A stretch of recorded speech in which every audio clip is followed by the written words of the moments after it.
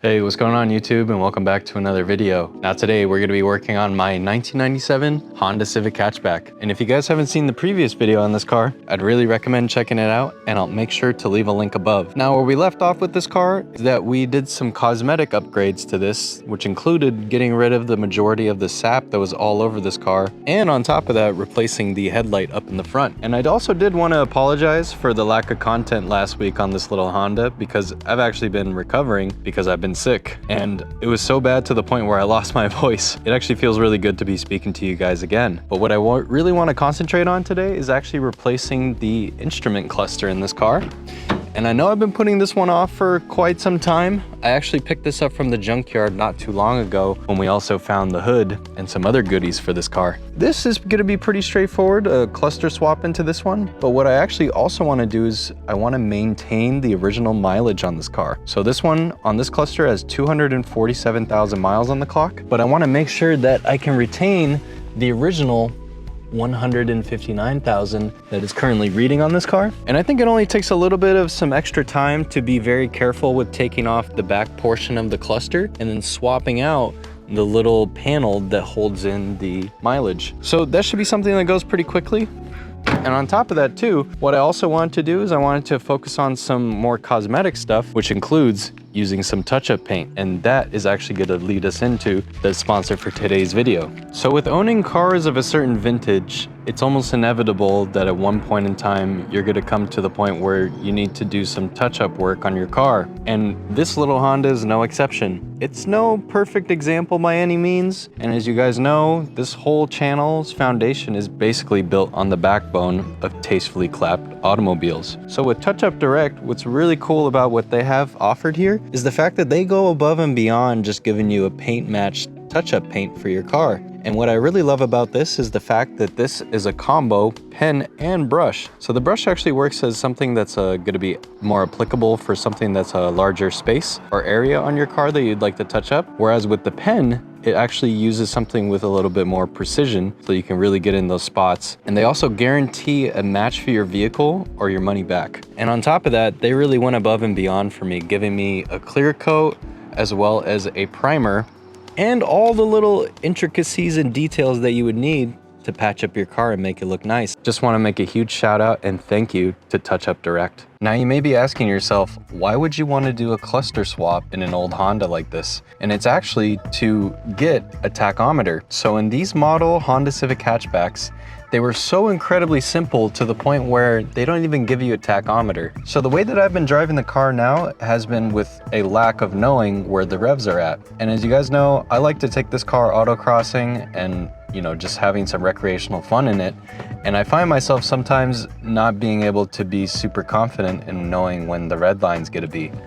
And the thing is, the previous owner, they actually put a little tachometer down here on the bottom of the footwell, but it's in one of the weirdest positions I've ever seen on a car, because you have to have the steering wheel almost completely straight and you have to be looking down at the same time. So it just doesn't seem very intuitive for what I want to use this for. And it would just be much nicer and cleaner to have it up here as part of the cluster. And for those that are wondering if there's any other swaps that you can do into an old Honda when it comes to clusters, there's a huge variety of different kinds you could do. But just due to the fact that I was able to get this from a junkyard for cheap, this seems like a best bang for your buck scenario. But if you really wanted to go all out, you could probably pay $300-400 bucks and get an SI cluster, which is a little more aesthetically pleasing. But I think I'm just going for functionality right now, as I'm trying to maintain a little bit more of an OEM plus look with this car. I honestly forgot to look and see if there's anything on the ground in the shop. Oh, okay, good. Get some light.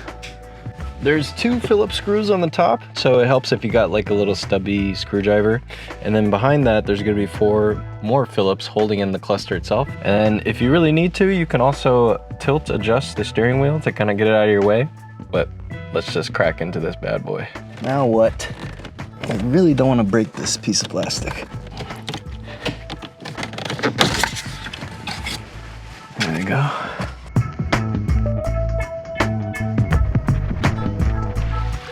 All right guys, so we have the cluster out of the car and I just wanted to show you what it looks like. And in this scenario, this one actually looks pretty easy. to take off this back facing plate.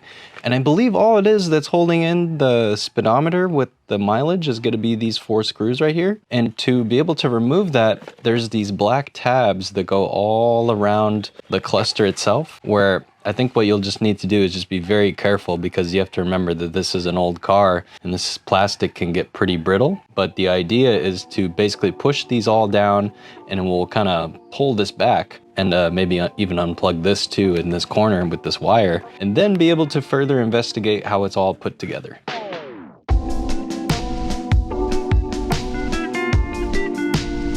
But luckily they're not super torqued down.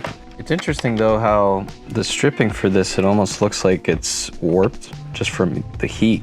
So I'm just waiting for this thing to kind of pop out on the backside. The little face off, just like so. We'll remove the original, like so. And I'll probably keep this. It's not bad to have. I might even tinker with it and see if I can maybe move back the gears, move the mileage back, just for maybe another car in the future. And then I'm gonna go right here, put this down like so. And this is kind of fun, just to make it look nice, you know? All the way in, like so. Well, let's test to see if it'll turn on.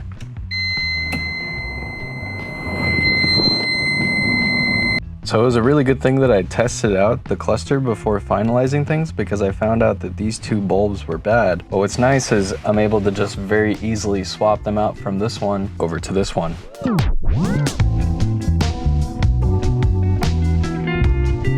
So this may not be the best representation, but you'll see what it looks like now when I turn on the lights. It's very annoying that it's beeping like that, and it's just because the door is open, but it looks really awesome. And it seems like everything is working. So what I'm gonna do now is I'm gonna start the car, and I'm just gonna pray that everything works correctly.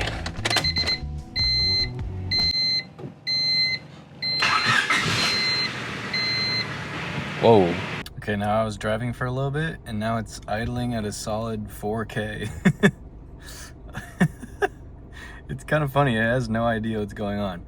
It just bounces around, and if I give it a little blip of the throttle, it'll just kind of, it'll actually work pretty well.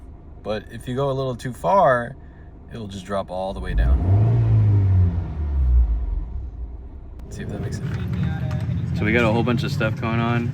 David and I were just working on this, replacing the tack, because I got one off of eBay, because this one sucks, and it just decided not to work. Now I'll get this shroud on here. And then James in the background, he's swapping out, he's putting the RFQ ones on. Pretty cool track day stuff for you. All right, ready, the moment of truth? All right, let's see it. Oh my God. Okay, so last time when I did that, the needle just went haywire, so that's a very positive sign. Oh, it works! Yes, yes dude. Hell yeah. That looks good.